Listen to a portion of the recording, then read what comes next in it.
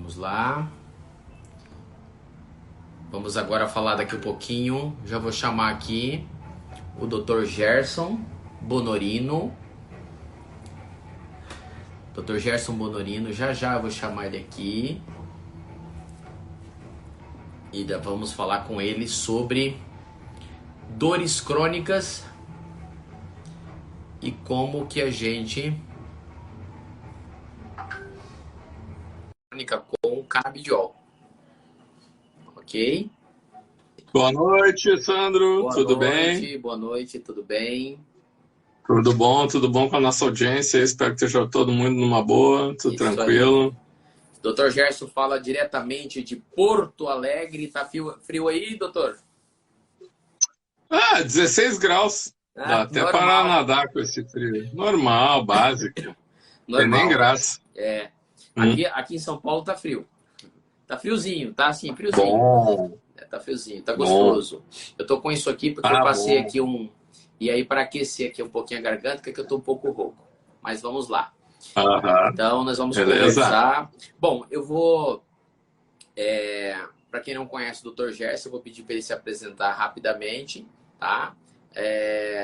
Um minutinho aí para ele se apresentar. E depois nós vamos falar aqui acerca das dores crônicas, né, doutor? Como tratar as dores crônicas com o canabidiol. E tratar bem tratado. Bom, eu sou o Dr. Gerson Bonorino, tá? Sou psiquiatra pela Associação Brasileira de Psiquiatria. Tá? Minha área de atuação é a neuropsiquiatria e a parte de neuropsicoimunoendocrinologia.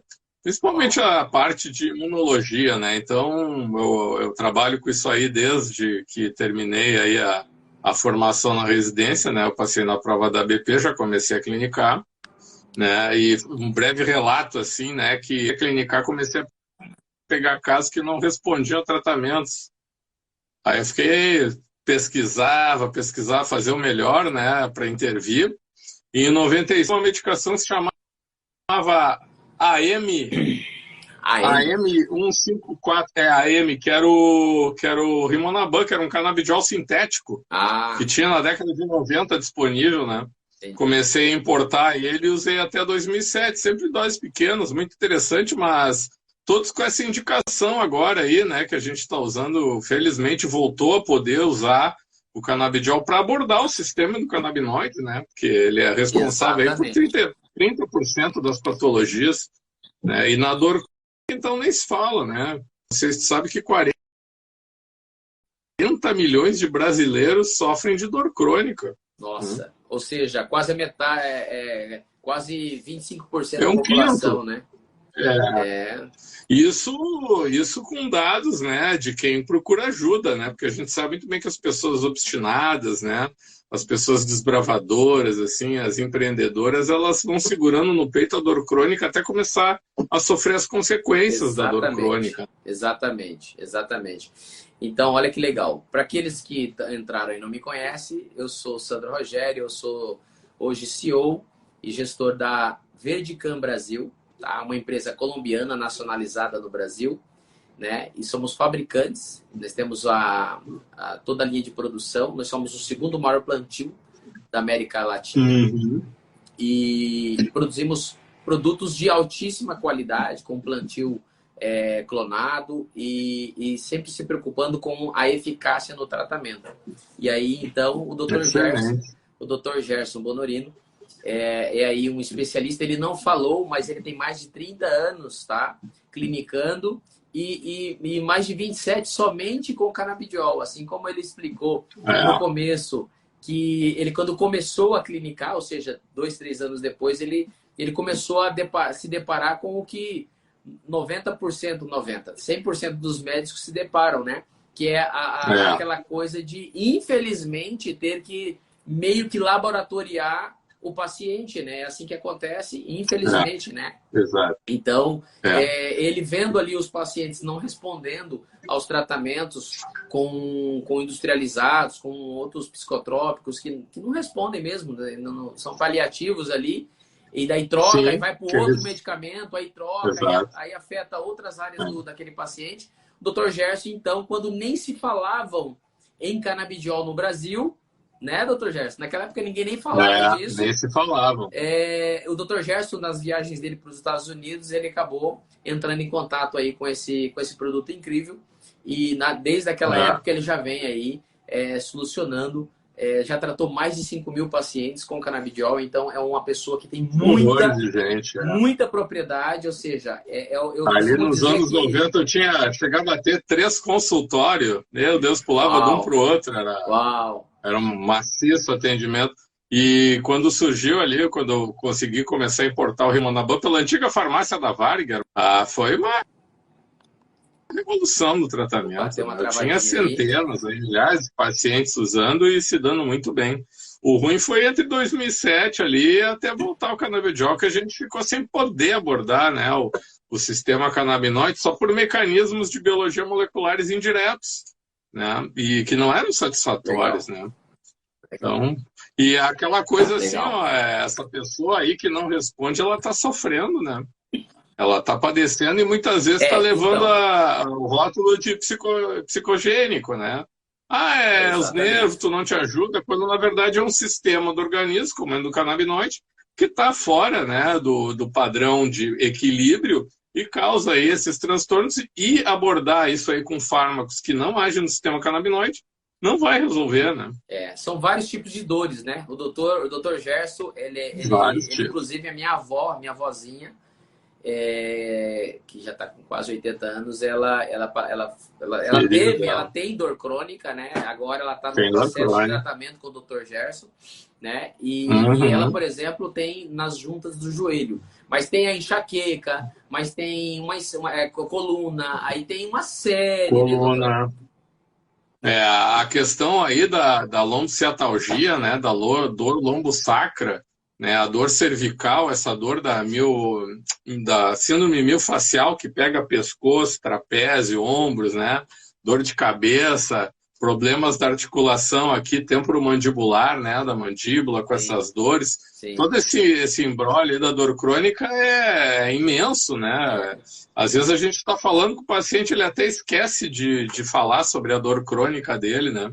De tão incapacitante que é, mas as pessoas vão dando um jeito, vão usando analgésico, né? Vão fazendo o que dá para levar, mas depois começa a ter as consequências dessa dor crônica, né? Porque a dor crônica é aquela dor que dura mais de 3 meses, né, Sandro? Tem que ter esse critério. Ou depois de fazer um procedimento, por exemplo, uma cirurgia, né, para resolver essa dor, tu continuar depois de 30 dias apresentando um quadro de dor, né? Então aí que se caracteriza a dor crônica, né? Que ela pode ser primária, ou seja, tu não acha a causa, né? Tu vai, investiga, faz exame, não aparece, quer dizer, não aparece nos exames atuais, porque é em nível molecular, né? É onde tu percebe a dor, desde onde tu percebe até a transmissão da dor chegar até o cérebro. Uau. Então, tudo isso é um caminho, né, que os estímulos dolorosos percorrem. E nesse caminho aí, né, pode em qualquer um deles ter disfunções que vão desencadear esse tipo de dor crônica. Entendi. Doutor, posso Quando a dor fazer crônica geralmente é localizada, hein? Posso fazer uma coisa aqui? Posso trazer aqui algumas situações que eu tenho certeza absoluta, com mais de 5.000 casos sendo tratados de dor crônica com o canabidiol, o doutor com certeza vai lembrar aí de algum paciente. Lógico que a gente não vai expor o nome dele. Com certeza, mas imagina assim, com certeza. Imagina assim, uma pessoa que tem depressão e que ela tem enxaqueca, aí é um quadro clínico, né? Nessa situação, como que a pessoa já toma ali, então, o medicamento tarja preta dela, ela já tem ali algumas... Normalmente, a dor crônica já vem, então, com alguém tomando alguma coisa que não está resolvendo. Regra geral, é assim que chega para o senhor, para o doutor, né? Sim, Sandro. Regra geral é assim, principalmente quando estou chegando num psiquiatra como eu, que já sou referência aqui na cidade, a pessoa ela não chega assim, sem tomar nada para dor crônica. Tá? Isso aí não existe. Na verdade, esse paciente vai chegar tomando todo aquele protocolo que faz parte do tratamento de dor crônica. Então, ele vai estar no início, no meio do fim. Né? Então, ele geralmente chega tomando analgésico, anti-inflamatório ou antidepressivos, né? Como a duloxetina, a desvelafaxina, a sertralina, que são usados para dor crônica.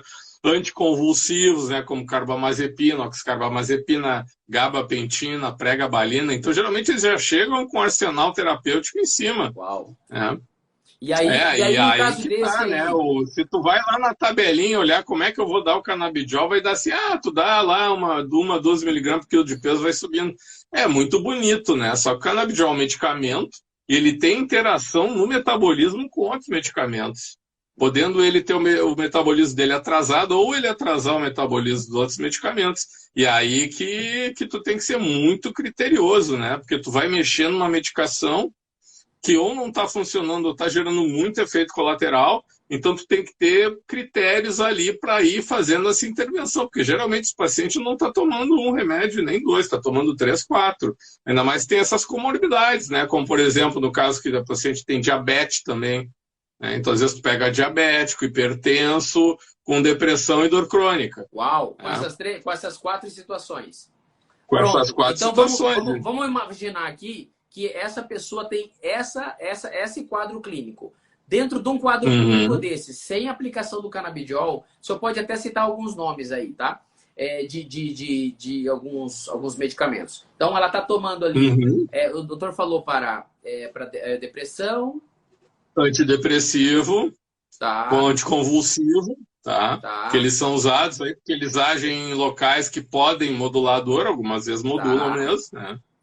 Que mais? E remédio geralmente para pressão, para diabetes junto. Pronto. Aí diabetes, essa pessoa tem esse quadro clínico.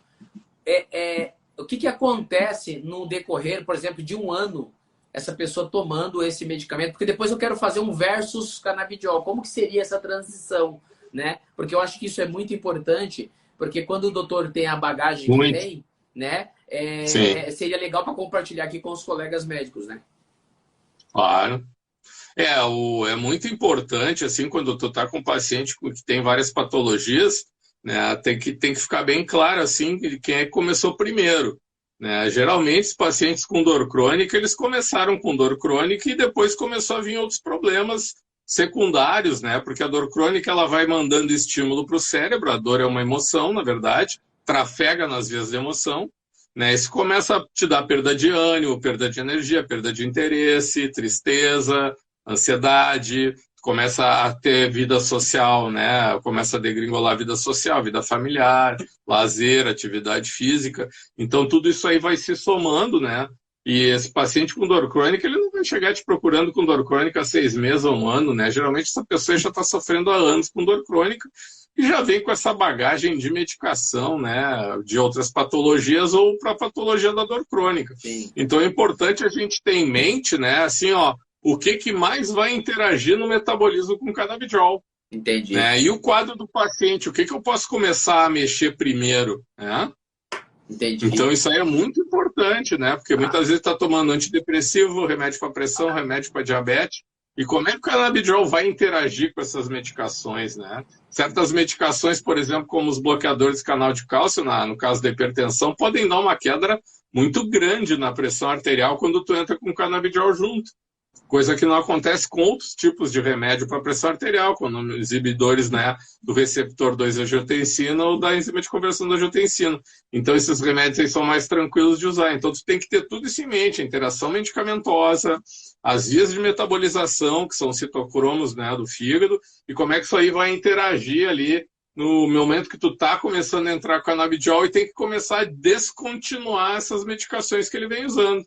Porque geralmente eles não vêm usando medicação em dose pequena para dor crônica, não, são dosezinhas bem generosas. Né? Até porque essa é a grande ideia, essa é a eficácia, essa é a beleza que tem o canabidiol, que é justamente libertar a pessoa de medicamentos psicotrópicos, né, industrializados, tarja preta, que causam outras consequências. Por exemplo, quem toma medicamento para... No caso da minha avó mesmo, né? Que o doutor sabe. Ela estava tomando lá, eu não me lembro o nome dos medicamentos, o doutor deve lembrar, mas que estava afetando o estômago dela, né? Estava afetando o estômago dela. Ela estava, no caso da avózinha, ela estava com uma mistura um pouquinho pesada, né? E ela já estava usando opioide, né? Já estava usando opioide com outro analgésico que atrasa o metabolismo, né, do opiáceo e faz ele subir lá em cima. Entendi. Então, aí, quando a gente entra nesse tipo de situação, tem que ter todo esse cuidado, né? Exatamente. Com a questão da questão da diabetes também, sim, né? Que ela tem a diabetes, tem pressão arterial, né? A gente conversou sobre isso, né? Então, assim, ó, no caso, por exemplo, ela usa anlodipina. Então, quando eu começo a entrar com o canabidiol, chegar em uma dose de 30 miligramas de canabidiol, como o canabidiol é um vasorelaxante, né? Ele age na GPR55, que é um receptor do sistema endocannabinoide, que relaxa o vaso sanguíneo. Uau. Através do mecanismo e em canais de cálcio. Então, se tu está tomando um inibidor de canal de cálcio que é em outras vias de cálcio, tu pode ter uma queda de pressão muito rápida. Então, o paciente tem que ficar monitorando a pressão e tu tem que deixar um canal aberto com ele para já, quando começar a cair essa pressão, tu começar a adequar o remédio da pressão.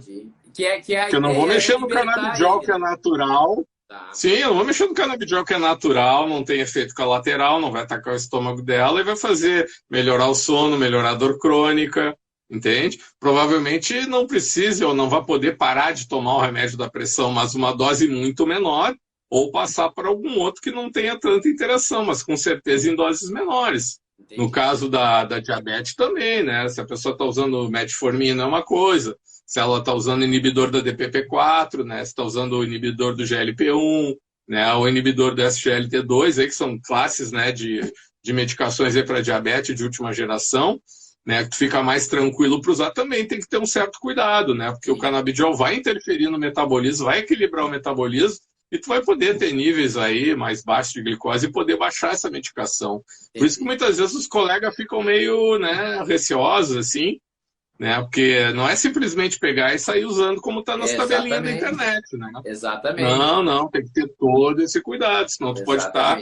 criando um problema para o teu paciente, bem desagradável, e a gente vê, né? Isso às vezes, os pacientes chegam assim usando subdose, né? Aí o canabidiol começa a juntar com os outros remédios, porque o colega fica com medo de subir a dose, né? Fica ali com 20, 30 miligramas no máximo. Né? Isso aí depende de cada um, né? Cada um vai metabolizar de um jeito mais rápido, mais lento. Também tem que estar ligado em todas essas variáveis, é muito importante. Uma coisa interessante de a gente lembrar, usando ainda o exemplo da minha avó, que o doutor, ela passou por uma consulta com o doutor e vai fazer o acompanhamento. Então, o que acontece? No caso dela, uma melhora de até 70% aí nos próximos 30 dias, ela utilizando o canabidiol. Explica um pouquinho dessa... Porque isso é assim, para quem tem dor crônica, gente, imagina que dor crônica é uma dor que está ali o tempo todo, te acompanha quando você acorda, quando você dorme, o tempo todo está ali aquela dor. 70% quando dorme, de redução... atrapalha o teu sono noturno, atrapalha. Ela não te abandona, ela tá ali para te derrubar. Se não acabar com ela, te derruba. E a dor crônica, viu, Sandra, é um dos problemas, assim, dos melhores de se tratar canabidiol, porque é bem como tu falou. Tu chega pro paciente e diz assim, olha, se melhorar só 70%, o cara já fica olhando assim, com o olho arregalado, já vai abrindo um sorriso, né? Se melhorar só 70%, a gente vai ajustando a dose e eu mudo o blend do canabidiol, né? Pode mudar a formulação, as combinações que existem aí disponível, né? A Verdican tem, né, todas elas aí excelentemente disponíveis. Então aí tu já pode chegar a níveis de 90%, 100%, né? Eu tenho pacientes que não sentem dor crônica há 3 meses, há 1 ano. São pacientes que tinham dor crônica há 30 anos. Uau! Nossa. Né? E é uma resposta assim que não demora, que nem, por exemplo, tu vai usar um antidepressivo com anticonvulsivo, não vai levar 2, 3 meses para começar a melhorar. Vai começar a melhorar em 2, 3 semanas. Uau! Né? Então isso aí é o que se tu for ali no meu perfil, tu vai ver o comentário dos pacientes, né? Muitos ali colocam um relato pessoal, agradeço muito, né, por eles partilharem, mas é uma retomada de qualidade de vida, de atividade física, de relacionamento social, profissional, familiar, assim, é muito gratificante. Exatamente, imagina, uma pessoa com enxaqueca crônica vai ter um aniversário, vai ter um churrasco ali, a pessoa está ali sentindo dor, como é que ela se diverte junto com a família? Realmente, o doutor falou uma coisa... Nem sai de casa, né, Sandro? De início sai, toma um remédio para dor, toma 2, toma 3, mas daqui a pouco o estômago não aguenta, daqui a pouco ela começa com a lista de não posso. Meu Deus. Não posso isso, não posso aquilo.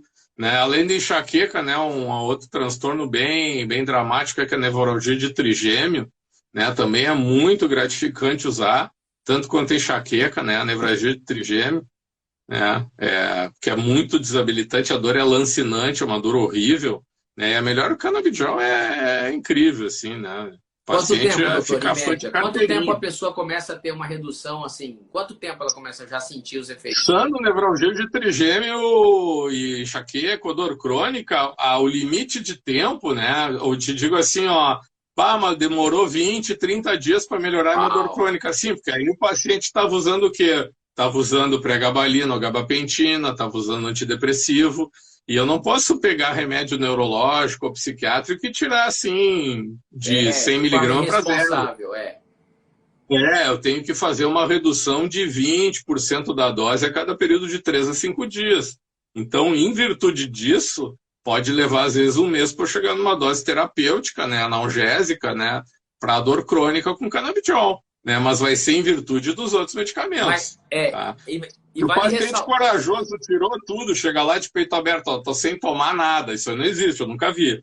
Né? Tá. Eu tô sem tomar nada, eu vou tomar canabidiol. E tudo bem, tá? Mas não é o caso com dor crônica, é muito pouco provável. Tá? Geralmente o paciente vai estar tomando no mínimo 2 remédios associados para combater essa dor. Entendi. E vale lembrar que imagina só, que a pessoa esteja usando, não vou nem ir além, mas que ela esteja usando dois tipos de medicamento, um tarja preta e um não, tá? Um anticonvulsivo e um antidepressivo, por exemplo, para tentar amenizar. Para tentar amenizar, que não quer dizer que vai resolver. Tentar amenizar. Aí você imagina, essa pessoa está fazendo isso por anos. Já afetou outras partes do corpo, outros órgãos, né? Com certeza, ela já vai estar na lista do não, esse do não pode, eu gostei disso. Então, você imagina, o canabidiol, ele vem, aí ele tem alguns pontos relevantes. Ele tem um tempo de resposta muito rápido. Né? Que em uma semana a pessoa já começa a sentir a diferença, tá? Ela não vai criar outras patologias, ela não vai desenvolver sequelas, né? Consequências enfim, de todo tipo que é até impossível prever o que vai acontecer, porque cada caso é um caso, mas assim, ela não vai gerar um outro problema. Deixa eu esperar aqui um pouquinho, que o doutor tem uma travada aqui. Acredito que seja a internet dele. Para a gente não perder aqui o mesmo momento. Vamos entender aqui, vamos aguardar um pouquinho. Caiu. Deixa eu chamar o doutor aqui novamente. Isso acontece no Instagram. Vamos lá. Opa, caiu aí. Acontece. Caiu uma internet, senão tá bom. Acontece. Vamos lá. Então, assim, nós precisamos ressaltar que o canabidiol, ele tem tempo de resposta muito rápido. A pessoa já tendo sinais em uma semana de melhoria. Segundo, ela não vai criar outras patologias, não vai criar ali consequências desse tratamento, porque é um tratamento natural, tá? E o terceiro ponto, tá? Ela vai para a eficácia, né? Ou seja, ela vai realmente buscar ali, essa palavra até ela é complicada, mas não vou falar cura, mas enfim, mas ela vai para um nível de resultado acima de qualquer média, de qualquer produto industrializado, tá? Com certeza. Esses 3 pontos, assim, para mim, aí já chancela tudo, porque claro. Tira qualquer dúvida, porque contra fatos não há argumentos, né? Claro. Enfim, muda completamente a vida do ser humano. O que tu escuta muito dos colegas é assim, mas eu usei ali do Loxetina, o paciente parou a dor, não tá bem, não tá dando problema aí no fígado nem nada. Eu disse, bom, beleza, né? Ótimo. Não estou desmerecendo, porque tu tem um protocolo, né? A Sociedade de Anestesiologia, Dor Crônica, Traumatologia, Reumato, eles têm procedimento, começa com analgésico, né? Depois tu vai para o anti-inflamatório, depois do anti-inflamatório tu vai para o antidepressivo, anticonvulsivo, associações, depois tu vai para o opioide, né? Que ele funciona no sistema opioide, mas não é um opiáceo. E aí depois tu acaba indo para o opiáceo mesmo, para morfina, né? E depois acaba até na cirurgia. Então, né, nesse processo todo, chega um ponto que tu até pode associar o canabidiol, né? Por exemplo, dor crônica no câncer, né? Se tu usa o canabidiol, tu vai usar 75% menos de dose de opiáceo e vai ter um belo do resultado para dor crônica. O paciente vai dormir melhor, vai comer melhor, vai passar náusea e vômito dos tratamentos com a quimioterapia, ele não vai ficar dependente do opioide, ele não vai precisar ficar tomando e não vai precisar ficando aumentando a dose desse opiáceo, vai dar uma qualidade de vida fora de série. Então, usando combinadamente também dá para se usar em forma combinada, é só saber o que está fazendo, né? É só saber combinar, cuidar da metabolização, não ter vias convergentes, né? Para manter níveis sanguíneos, né, adequados, para não dar nenhum efeito colateral no paciente. Da medicação alopática, o canabidiol não vai dar, né? E para esse paciente aí seguir a vida dele, a questão de curar vai depender do período de tempo que tu usa aí no futuro, né? O paciente, por exemplo, que está com uma dose boa aí de canabidiol, tá 1 ano, 2, 3 anos sem dor crônica, dá para se baixar um pouco, né? Porque tu vai obter um equilíbrio, né? A questão é que muitas vezes essas disfunções nos centros de transmissão na dor, né, nessas estruturas que transmitem a dor, elas vão ter uma genética que vai ter uma tendência sempre a voltar a produzir proteínas defeituosas que vão voltar a gerar dor. Então, nesses casos aí, tu vai ter que ficar usando o canabidiol por longos períodos, porém, tu vai estar usando um medicamento fitoterápico, sem efeito colateral, né, que não vai te afetar em outras coisas. E, por outro lado, também vai te ajudar em muitas coisas, né? Quantas vezes a gente está medicando o paciente para dor crônica e ele começa a perder peso, perder fissura por carboidrato, né? Porque ele ficava em casa com dor, olhando TV, ficava comendo. Baixar o diabetes. Né? Exatamente. Aí começa a ter resistência insulínica, começa a subir a glicose, daqui a pouco ele já está instalando uma diabetes mellitus, né? Então, todo esse tipo de consequência aí da dor crônica também, tu vai tratando, né? E o paciente não vai querer tirar. Depois que ele vê que está bem, né? Que está resolvido o problema dele, né? E que ele não está tendo efeito colateral, ele vai ser um paciente que vai aderir sempre. Claro, né? Porque a beleza do canabidiol é que ele vai fazendo uma reestruturação celular, né? Biologicamente falando, né? Em tudo que melhora a pele, cabelo, vai afetar a vida como um todo. Ah, mas não era para isso. Ok, mas você vai ter esses benefícios, né? Por quê? Porque trata-se de um medicamento natural. Ele faz um raio-x, né? Se ele fazer uso contínuo, né, para uma determinada patologia, ele vai acabar sendo beneficiado em outras áreas da é que o sistema canabinoide, o sistema do canabinoide ele é onipresente, tá? Tu vai ter receptores do sistema canabinoide em todas as células do teu corpo, todas. Algumas têm muito mais, algumas têm muito menos. Isso em nível de célula. Depois tu imagina tecido formado de células, órgãos, né? Então ele é onipresente, realmente como tu falou, vai ter melhora na pele, vai ter melhora no cabelo, né? Vai melhorar as unhas. Tem todo um outro lado aí que acontece. Acontece também, né? Quando tu come melhor, faz atividade física regular, né? Tu também tem uma melhora na aparência, né?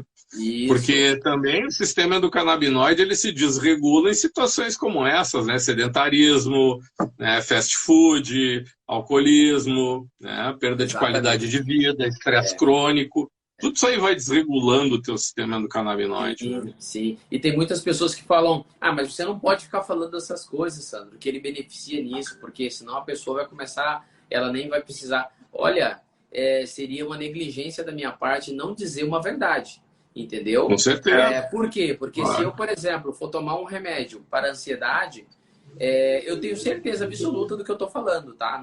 A gente envolvido, né, na área médica, o doutor sabe do que eu estou falando. Com certeza eu vou ter consequências em outras áreas do meu corpo, claro. Eu vou desenvolver outra patologia. Isso é uma questão, gente, é fato, contra fatos não há argumentos, né? Mas trata a ansiedade? Trata. mas que me gera outros problemas? Gera. Isso é fato. Gera. Aí é onde entra o diferencial do canabidiol, porque ele não vai fazer isso. Entendeu? Não. Ele não vai fazer isso. O doutor tem... Nós já tivemos algumas conversas. Meu Deus, toda conversa que nós temos, o doutor me traz um caso de uma pessoa, que é assim, é surreal, porque o doutor, na verdade, não está fazendo experiência. Primeiro, com a experiência que o doutor tem, já vai direto ao assunto. Aí você tem um produto aliado que faz esse trabalho junto com você, né, que está medicando ali, meu Deus. Porque agora uma coisa é importante dizer. Uma coisa é muito importante dizer aqui, doutor. Produto desenvolvido de canabidiol que não tem um foco e excelência de qualidade, não tem processo de plantio de clonagem para manter a qualidade, que não tem todas as normativas, que não segue o regulamento da Anvisa, que não segue as normas técnicas de desenvolvimento, de plantio, de extração, que não detém tudo isso da forma correta, nem pensar. Cuidado, muito. Não é assim. Cuidar com os baratos que saem caro aí, né? A gente vê muitos pacientes com vidrinho assim perguntando, mas esse aqui é só R$190. Eu disse, mas nessa concentração tu vai precisar de 5 vidros por mês. É isso. E detalhe, ele não tem garantia nenhuma do que está lá dentro, né? Diz ali que é óleo de cannabis, mas você não sabe se é óleo de cânhamo, óleo de semente de cannabis, qual é a concentração, tem THC ou não. Exatamente. Não tem que saber, né? Exatamente. Eu sempre falo que assim, Papai Noel não existe. Gente, pelo amor de Deus. Não. Isso é a mesma coisa de alguém oferecer um carro que vale R$100 mil por 50 mil. Alguma coisa está errada. Ei, exatamente. É que nem a gente vê. Tem gente funcionando com liminar do judiciário. Mas cadê o perito ali do juiz? Né? O bioquímico, o farmacêutico, o médico, o perito, pode dizer que não tem problema. Não tem. É uma coisa emocional. Os coitadinhos lá não tem e tal. Então é uma coisa na emoção, mas não tem registro na Anvisa, não tem nada no Ministério da Saúde, não está arrecadando imposto, né? Tá literalmente, né? Isso aí é paramedicina, não é o caso aqui. Né? A gente quer um produto de qualidade, como o de vocês, com a concentração exata de canabidiol perfeita, né, com os terpenoides lá nas formulações broad spectrum. A gente, quando vai usar um full spectrum, quer que tenha aquele 0,3, no máximo 0,3% de THC, que não vai ter problema, só vai potencializar. Né? A gente quer ter essa certeza para receitar tranquilo e o paciente tranquilo para sua melhora. Né? Exatamente, até porque isso mexe diretamente na carreira médica do médico que está envolvido com isso. Com certeza. Mexe diretamente na autoridade, porque quando eu digo autoridade, doutor, eu estou dizendo sobre um assunto que nós já discutimos em um outro momento, que é aqueles pacientes que ficam, é o paciente canguru, né? Que ele vai ali, fica ali, o médico ele vai até, usa ali um canabidiol, sei lá, que ele foi lá e comprou de alguma forma, de algum lugar lá, que não sei, mas que não tem a eficácia que o produto deveria ter. E aí, o que esse paciente diz? Ele não fala do produto, ele vai falar do médico. Então, essa responsabilidade, esse querer, essa preocupação, ela tem que ser do médico, entendeu? Com certeza. Né? Porque ele tem que entender. E aí, depois ele sai falando, o cara me deu um canabidiol que me deu gastrite, né? Tá errado. Volta e meia eu peço lá para os pacientes que passaram mal com canabidiol, me traz aí para mim ver aí, me trazem umas caixinhas sem bula, sem código QR, sem código de barra, sem nada da Anvisa, sem, assim, não sabe o que é. Mas, vou até alertar, viu, doutor? Talvez o doutor não saiba, mas já tem gente, porque nós estamos no Brasil, né, infelizmente, já tem gente fazendo toda a falsificação de tudo, tá? Da bula, Com certeza. Porque infelizmente isso acontece no Brasil. Então, o que tem que ser visto, tá? O médico, ele consegue ter ele deve, na verdade, ter essa responsabilidade na hora do paciente dele estar usando o medicamento XYZ, entendeu? Sim. Né? Não é porque aqui eu sou CEO de uma marca, não é por isso. Mas assim, a importância no final das contas é o quê? É que a pessoa leve solução para casa, né? Aí não adianta ele ir lá e pagar R$200 num medicamento que não vai resolver o problema dele. Com certeza. É o que tu vê isso aí na indústria farmacêutica normal, né? Às vezes um produto aí é liberado aí com 80%, né, de bioequivalência e a Anvisa aprova, né? Só que no mercado os colegas, e eu também, acabam receitando. E aí acaba saindo do mercado. Por quê? Porque não atinge os parâmetros de qualidade que a gente exige. Exatamente. E o Não doutor e atinge, os tem que médicos vão ter. parar de usar. Né? Vão parar não vão aceitar, na verdade. Eu conheço pessoas, médicos responsáveis, assim como o doutor, que ele é capaz de falar, olha, com isso aí eu não consigo te acompanhar. Por quê? Com certeza. Porque isso aí assim, ó, se é um que é oficial, tu faz tranquilamente a prescrição. Se dá algum problema, tu liga pro fabricante, o fabricante dá todo o suporte. Mas e com esses outros que tu não tem nenhum número para ligar? É isso. Então, não tem registro na Anvisa. Não tem CGC, não tem CNPJ. Como é que fica? Quem é o responsável? O médico, né? Doutor, deixa eu fazer uma pergunta aqui. Vamos falar um pouquinho da enxaqueca, porque a enxaqueca, vai falando, a gente vai lembrando. Essa semana mesmo eu tive contato com 2 pessoas que têm dores, quer dizer, a pessoa não vive, né? Ela vai existindo ali, né? Porque a enxaqueca é um terror na vida de uma pessoa. Uma pessoa que tem enxaqueca e ela vai fazer um tratamento com um psicotrópico, com um medicamento industrializado normal. Em regra geral, qual que é o primeiro medicamento que de praxe é utilizado e o que esse medicamento pode causar a longo prazo? Geralmente as enxaquecas começam a ser tratadas com medicação que são derivadas de uma planta que se chama ergotamina. Então é tipo assim, são medicações que agem na ergotamina. Tem vários exemplos aí, tá? E elas têm algum probleminha às vezes, que elas podem dar muita náusea, tá? Pacientes que têm problema com frio pode azular as mãos, piorar a síndrome de Reiter, no caso, tá? Então são medicações como o sumatriptano, né, o triptano, né, são medicações derivadas dessa planta do ergot. Não são muito populares, né? Eu vejo que muito colega não tem usado geralmente essas medicações, estão optando por usar medicações. Acho que deu uma travada aí. Vamos aguardar um pouquinho. O doutor já deve voltar aqui. Se não voltar, a gente abre e chama o convidado de novo. Deu uma travada aqui. Vamos ver. Vamos ver. O que aconteceu? Ele já saiu aqui. Deixa eu chamar ele novamente. Pronto. Já está voltando. Opa. Deixa eu chamar ele novamente.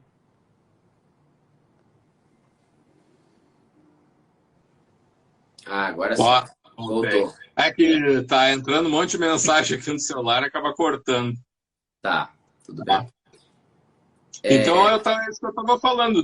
Geralmente o pessoal tem usado então antidepressivos como a nortriptilina, duloxetina, sertralina e um anticonvulsivo que se usa muito aí, que é o topiramato, né? Que eu não gosto muito dessa abordagem, que o topiramato, por exemplo, nas doses que usam para enxaqueca é muito interessante, até melhor enxaqueca uns 60%, 70% dos casos. Mas eu tive muitos casos de paciente que, por exemplo, está dirigindo, até dirige, mas na hora de ter que frear, fazer uma manobra brusca, não consegue. Perde o reflexo. Nossa, que perigo. Então já tive vários casos aí de paciente que, né, que tiveram acidente de trânsito por estarem usando o topiramato para enxaqueca. Que perigo. Uau. E então é isso, cada colega aí tem um padrão de usar, pode tratar aí uns 60%, 65% das enxaquecas e vai ter os efeitos colaterais, né? Por exemplo, o cara vai usar um antidepressivo para enxaqueca, tu vai ter muito mais chance de ter efeito colateral se tu estiver usando ele realmente para depressão. Tá? Principalmente boca seca, prisão de ventre, tontura, tá? Problema de estômago. Tá? Tu vai ficar muito mais suscetível a isso. Por isso que é um índice baixo de adesão, né, para esse tipo de problema de enxaqueca.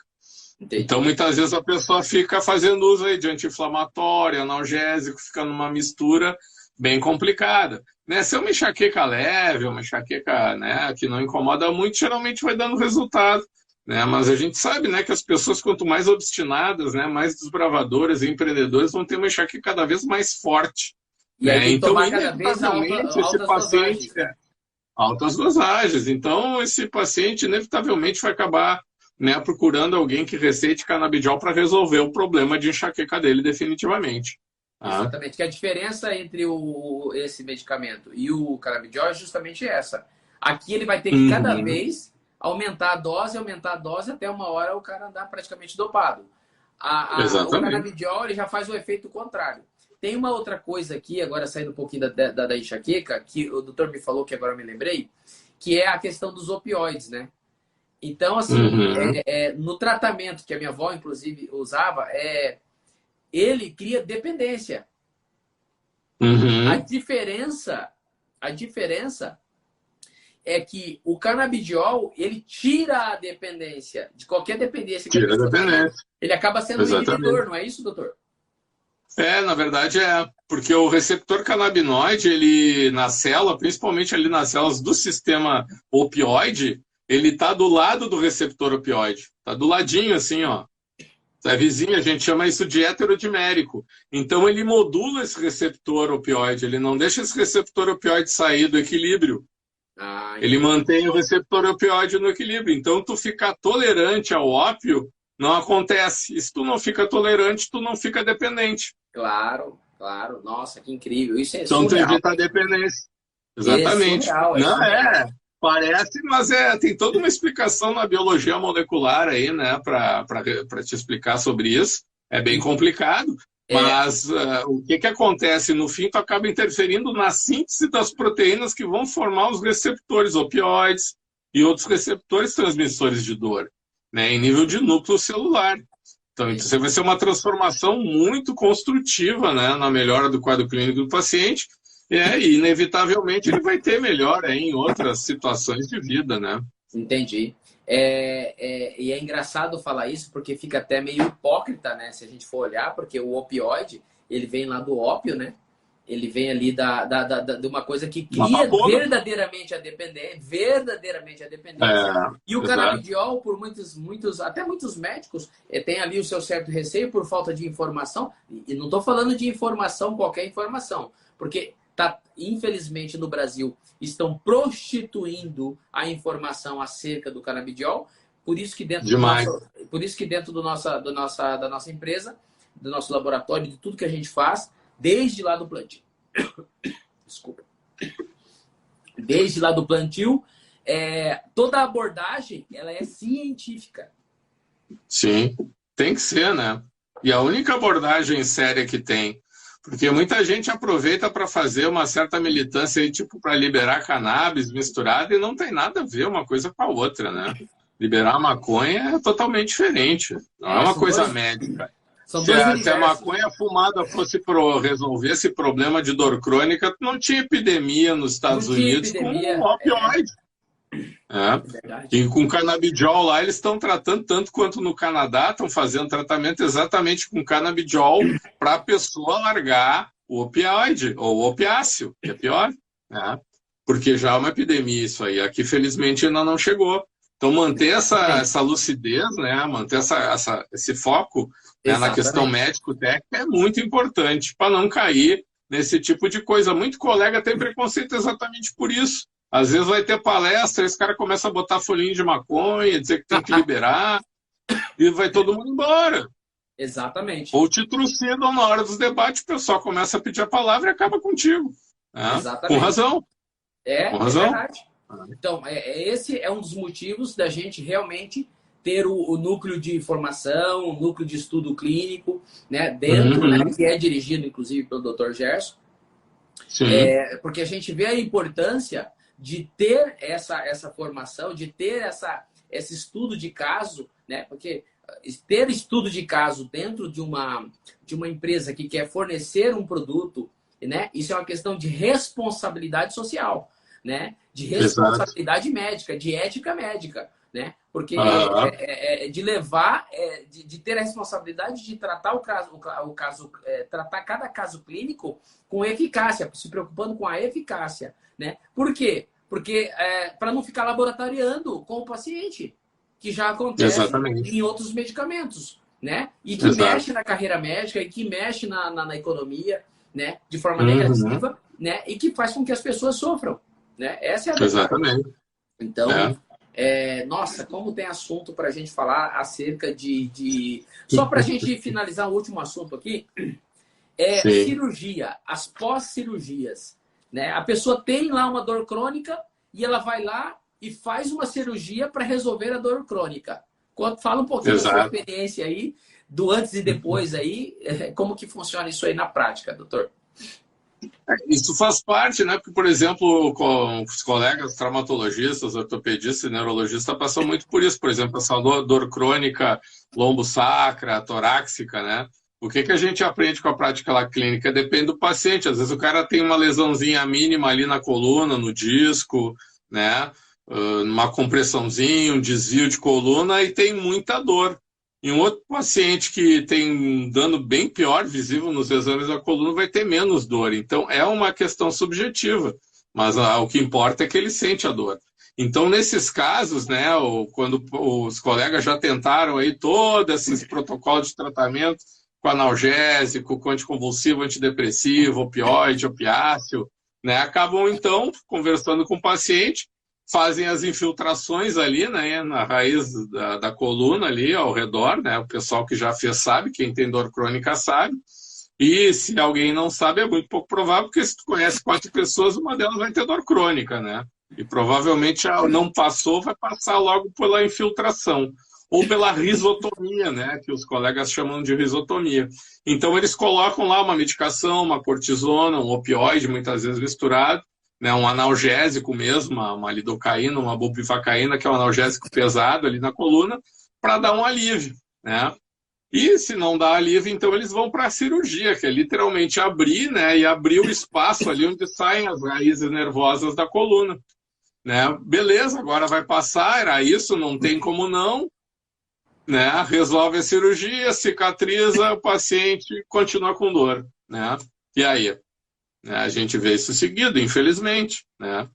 E não é uma questão de culpa, seguiram todos os protocolos acadêmicos, está correto, isso aí vai resolver uma boa percentagem da dor crônica, né? Mas se tu pega 40 milhões de brasileiros e pega 30% aí que não vai responder a dor crônica, 12 milhões que não vai responder, né? Então, assim, nesses casos a cirurgia não resolve, o cara continua com a dor. Quando resolve, beleza, não vai procurar a gente, não vai procurar o canabidiol, né? Mas 1/3 deles não vai responder, né, a todos esses protocolos de tratamento. E nesses casos, né, o que eu digo assim, ó, para o paciente, quanto mais tu passa por protocolos de tratamento e não responde, mais certa vai ser a tua resposta no sistema de transmissão da dor, que não está contemplado por todas essas outras medicações tradicionais que se usam. Entendi. A questão do, por exemplo, de uma pessoa que fez uma cirurgia, aí ela passou pela cirurgia, e aí ela não teve, ela ainda continua com dor, né? E ela entra com o processo de canabidiol, o tempo de resposta é aquele mesmo, né? É aquele mesmo. Entendi. Pronto.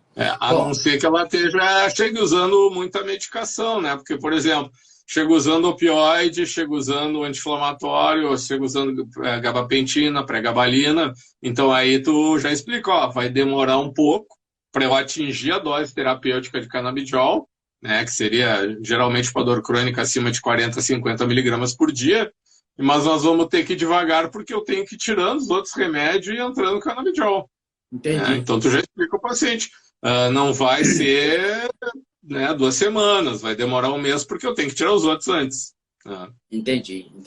E essas cirurgias, muitas vezes, elas não são por causa da dor, né? Por exemplo, tem paciente que fez cirurgia torácica, né? Abre ali o tórax, tem que mexer entre as costelas, mexe em raízes nervosas ali, e depois da cirurgia fica aquela dor crônica, né? Que vai desesperando o cirurgião. Aí o cara vai lá, faz uma infiltração ali no local com analgésico, cortisona, né? Começa aí todo o processo, com analgésico, anti-inflamatório, anticonvulsivo, antidepressivo, opioide, opiáceo. Pô, não melhora, agora o que eu faço? Não vai abrir ali para cortar, porque a cirurgia não foi para dor, a cirurgia foi mexendo no pulmão para outra coisa. Claro. Né? Então aquilo ali ficou disparando, é uma dor neuropática localizada. E aí, nesses casos, né, tu entra com canabidiol, melhora 2, 3 semanas no máximo, o paciente está livre da dor.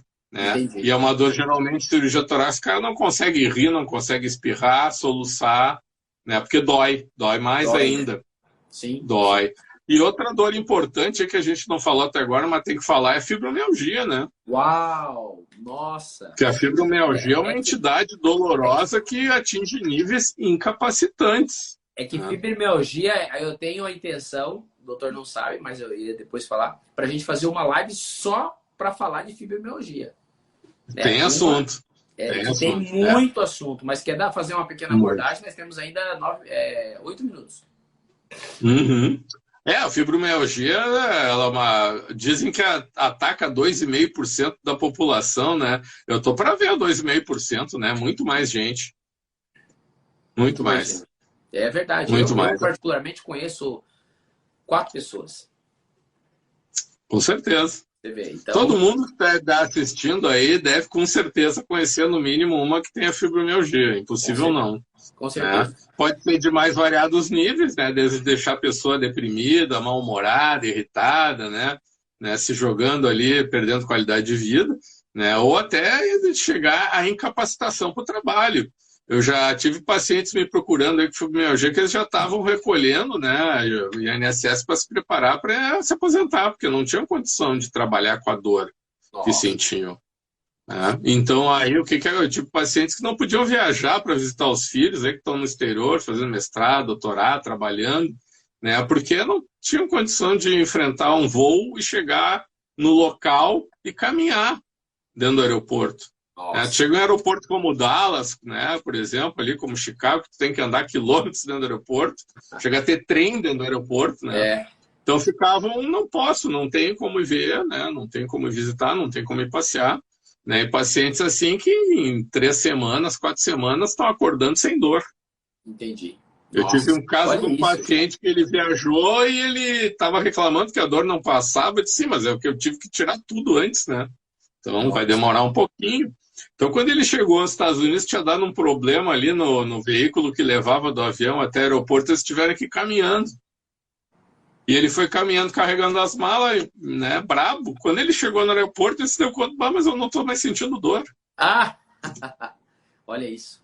Aí ele me mandou uma mensagem, não estou sentindo dor, estou caminhando, passou tudo. Eu disse, era isso aí. Né? Só demorou porque eu tive que tirar 3 remédios antes, né? Senão eu já podia ter melhorado antes da viagem. Então essas limitações. Processo, né? Existe um processo de transição, né? E na fibromialgia, às vezes a pessoa não acredita porque dói o corpo todo, né? Tu tem pontos, são os tender points ali, que são os pontos na musculatura onde se inserem nos ossos, que só de tocar a pessoa morre de dor. Né? Nossa, que loucura. Então, e tu faz exames, viram do avesso e não acham nada. Então, quantas vezes essas pessoas aí levam rótulo de psicogênico, de histeria, de dor conversiva, né?